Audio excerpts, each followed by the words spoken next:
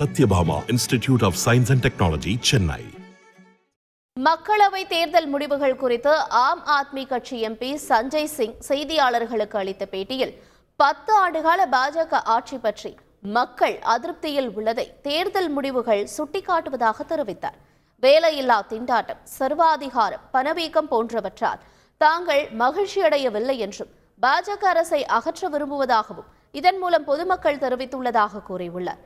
இந்த தேர்தல்களில் அரசு நிறுவனங்களை மோடி அரசு தவறாக பயன்படுத்தியது என்றும் எதிர்க்கட்சி தலைவர்கள் சிறையில் அடைக்கப்பட்டனர் என்றும் கூறினார்.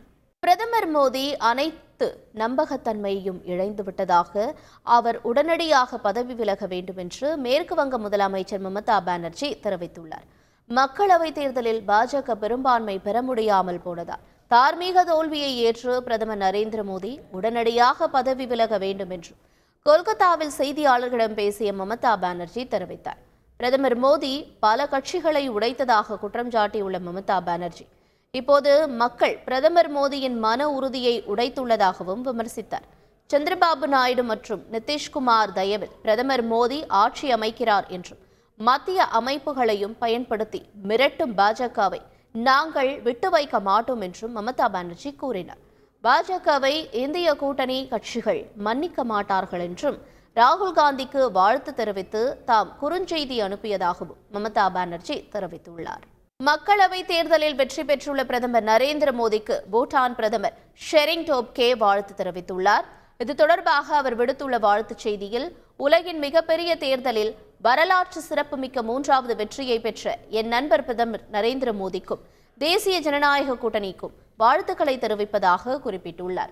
இந்தியாவை மிக உயர்ந்த இடத்திற்கு இட்டுச் செல்லும் பணிகளை மோடி மேற்கொள்வதாக கூறியுள்ள அவர், பூட்டான் இந்தியா இடையேயான உறவுகளை மென்மேலும் வலுப்படுத்தும் வகையில் அவருடன் நெருக்கமாக பயணிக்க தயாராக இருப்பதாகவும் குறிப்பிட்டிருக்கிறார்.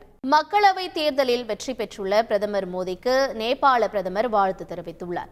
அவர் விடுத்துள்ள வாழ்த்துச் செய்தியில், இந்திய மக்களின் உற்சாகமான பங்கேற்புடன் உலகின் மிகப்பெரிய ஜனநாயக பெருவிழா நடந்து முடிந்துள்ளதாக தெரிவித்துள்ளார்.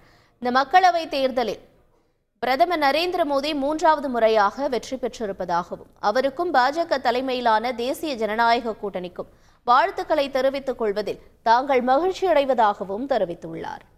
Sathyabama institute of science and technology, Chennai.